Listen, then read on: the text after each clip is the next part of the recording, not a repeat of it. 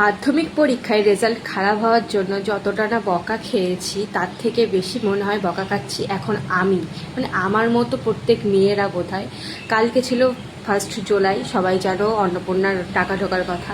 তা আশা করি আমার পাড়ার আশেপাশে প্রতিবেশী আত্মীয়স্বজন সবার ঢুকে গেছে, সবার। শুধু মুখ্যমন্ত্রী হয়তো ভুল করে আমার মার কালকে টাকা দিতে ভুলে গেছে।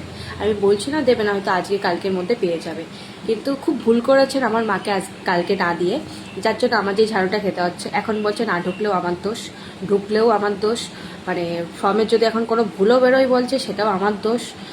আমি দেরি করে ঘুমতে উঠি, কেন উঠি না এই জন্যও আমার দোষ। সব দোষ, এখন সব দোষের মূলে হচ্ছে অন্নপূর্ণা মান্ডার, আমি দোষী।